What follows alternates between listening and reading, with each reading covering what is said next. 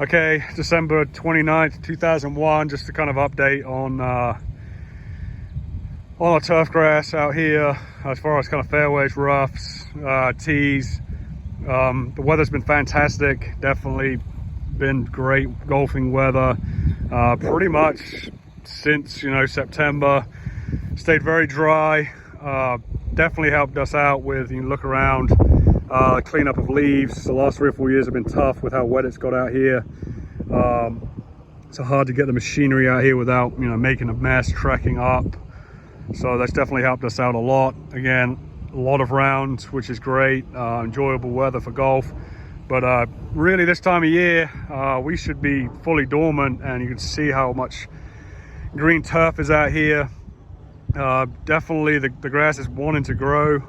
Even underneath in the roughs, you look at this and say, hey, it's dormant, but if you look underneath, this is more of a shaded hole, so there's less material, but all in here, this is all green leaf tissues, Bermuda grass that's, wanting to grow, and it's actually kind of protected by basically the longer grass, like a blanket, so we would never mow this time of year.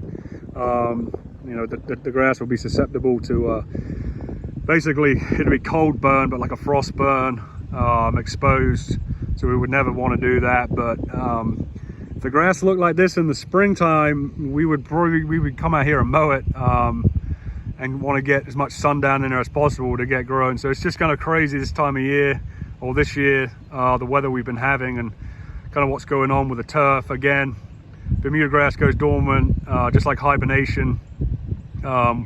We feed the turf going into the winter months, basically stocks up on carbohydrates, sugars, food, so when the springtime comes, it's ready to bounce out and get going and use up that food we've given the turf to get going. But right now it's kind of using some of it up, using up a lot of energy. There's nothing we can do about it. We're just kind of an update of kind of where it's at.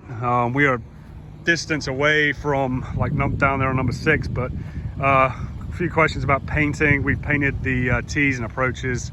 We will have to paint again if we want to keep the look with the turf grass trying to grow. It's kind of pushing out new growth, which basically is that paint is fading away. So we'll come through and we'll paint again here probably in the next kind of month or two, depending again on weather and how cold we get. But the greens, we've actually used the pigment on the greens this year. Every couple of weeks we're not painting the greens, kind of keep that kind of definition from the paint. So that's just a pigment. It's in between a dye and a paint, a lot cheaper, a lot easier to use. And a couple more questions that I've received was the paint on turf. The paint we use is organic, nothing toxic about it. We would never be using it out here on turf grass to grow, but there's a lot of questions about turf paint. But it's an organic base, non-toxic, it's not hurting anything. A lot of people can't believe that we paint turf, but it's become big business,